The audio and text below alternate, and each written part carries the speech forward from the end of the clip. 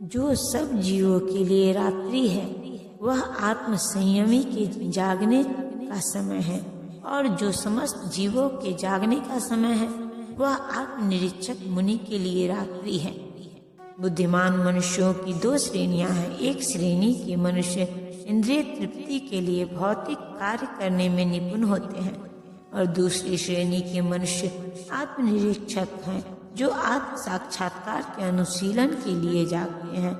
विचारमान पुरुषों या आत्मनिरीक्षक मुनि के कार्य भौतिकता में लीन पुरुषों के लिए रात्रि के समान है। भौतिकतावादी व्यक्ति ऐसी रात्रि में अनभिज्ञता के कारण आत्म साक्षात्कार के प्रति सीधे सोए रहते हैं।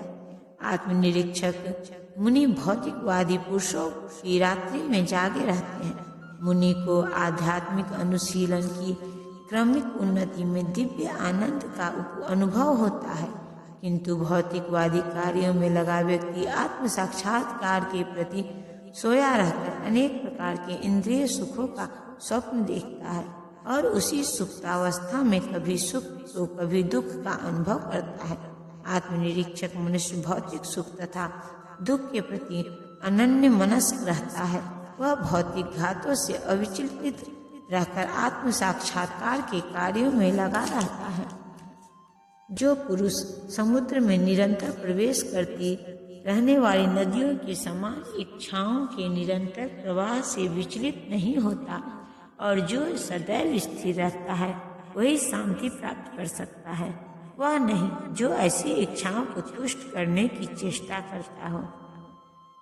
यद्यपि विशाल सागर में सदैव जल रहता है, किंतु वर्षा ऋतु में विशेषतया यह अधिकाधिक जल से भराता जाता है, तो भी सागर उतने पर ही स्थिर रहता है। न तो वह विक्षुब्ध होता है और न तट की सीमा का उल्लंघन करता है। यह स्थिति कृष्ण भावना भावित व्यक्ति की है। जब तक मनुष्य शरीर है तब तक इंद्रिय तृप्ति के लिए शरीर की मांगें बनी रहेंगी, किंतु भक्त अपनी पूर्णता के कारण ऐसी इच्छाओं से विचलित नहीं होता। कृष्ण भावना भावित व्यक्ति को अब किसी वस्तु की आवश्यकता नहीं होती, क्योंकि भगवान उसकी सारी आवश्यकताएं पूरी करते रहते हैं। अतः वह सागर के तुल्य होता है, अपने में सदैव पूर्ण। सागर में गिरने वाली नदियों के समान इच्छाएं उसके पास आ सकती हैं, किंतु वह अपने कार्य में स्थिर रहता है और इंद्रिय तृप्ति की इच्छा से रंच भर भी विचलित नहीं होता। कृष्ण भावना भावित व्यक्ति का यही प्रमाण है।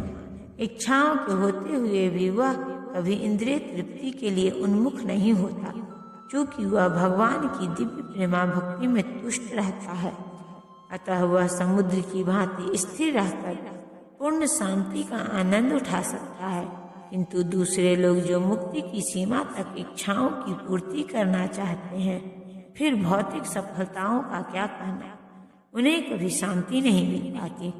कर्मी मुमुक्ष तथा वे योगी सिद्धि कामी हैं, वे सभी अपूर्ण इच्छाओं के कारण दुखी रहते हैं, किंतु कृष्ण भावना भावित पुरुष भगवत सेवा में सुखी रहता है और उसकी कोई इच्छा नहीं होती। वस्तुतः वह तो तथा कथित भवबंधन से मोक्ष की भी कामना नहीं करता। कृष्ण के भक्तों की कोई भौतिक इच्छा नहीं रहती, इसीलिए वे पूर्ण शांत रहते हैं। जिस व्यक्ति ने इंद्रिय तृप्ति की समस्त इच्छाओं का परित्याग कर दिया है, जो इच्छाओं से रहित रहता है और जिसने सारी ममता त्याग दी है तथा अहंकार से रहित, वही वास्तविक शांति को प्राप्त कर सकता है। निष्प्रिय होने का अर्थ है इंद्रिय तृप्ति के लिए कुछ भी इच्छा न करना। दूसरे शब्दों में कृष्ण भावना भावित होने की इच्छा वास्तव में इच्छा शून्यता या निष्प्रियता है। इस शरीर को मिथ्या ही आत्मा माने बिना तथा संसार की किसी वस्तु में कल्पित स्वामित्व रखें, बिना श्री कृष्ण के नित्य दास के रूप में अपनी यथार्थ स्थिति को जान लेना कृष्ण भावना मृत की सिद्ध अवस्था है। जो इस सिद्ध अवस्था में स्थित है वह जानता है कि श्री कृष्ण ही प्रत्येक वस्तु के स्वामी है, अतः प्रत्येक वस्तु का उपयोग उनकी तुष्टि के लिए किया जाना चाहिए। अर्जुन आत्मतुष्टि के लिए युद्ध नहीं करना चाहता, किंतु जब वह पूर्ण रूप से कृष्ण भावना भावित हो गया तो उसने युद्ध किया, क्योंकि कृष्ण चाहते थे कि वह युद्ध करे।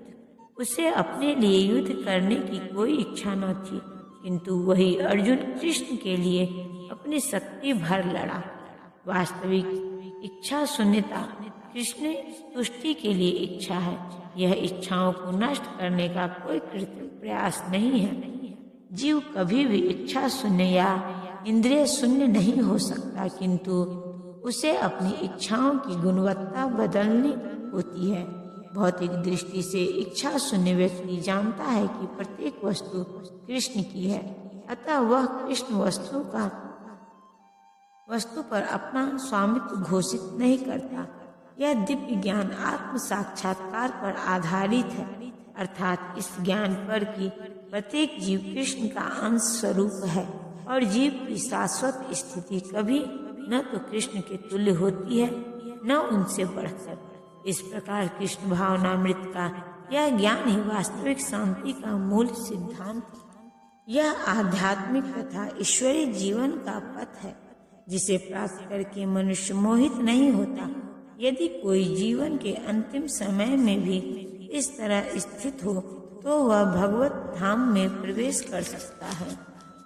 मनुष्य कृष्ण भावनामृत या दिव्य जीवन को एक क्षण में प्राप्त कर सकता है, और हो सकता है कि उसे लाखों जन्मों के बाद भी न प्राप्त हो। यह तो सत्य हो समझने और स्वीकार करने की बात है। खटवांग महाराज ने अपनी मृत्यु के कुछ मिनट पूर्व कृष्ण के शरणागत होकर ऐसी जीवन अवस्था प्राप्त कर ली। निर्वाण का अर्थ है भौतिकवादी जीवन शैली का अंत। बौद्ध दर्शन के अनुसार इस भौतिक जीवन के पूरा होने पर केवल शून्य शेष रहता है, किंतु भगवत गीता की शिक्षा इससे भिन्न है। वास्तविक जीवन का शुभारंभ इस भौतिक जीवन के पूरा होने पर होता है। स्थूल भौतिकवादी के लिए यह जानना पर्याप्त होगा कि इस भौतिक जीवन का अंत निश्चित है, किंतु आध्यात्मिक दृष्टि से उन्नत व्यक्तियों के लिए इस जीवन के बाद अन्य जीवन प्रारंभ होता है।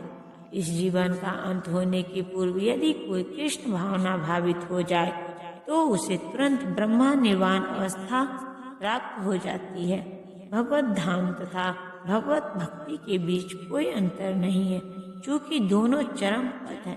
तथा भगवान की दिव्य प्रेम भक्ति में व्यस्त रहने का अर्थ है भगवत धाम को प्राप्त करना। भौतिक जगत में इंद्रिय तृप्ति विषयक कार्य होते हैं और आध्यात्मिक जगत में कृष्ण भावनामृत विषयक।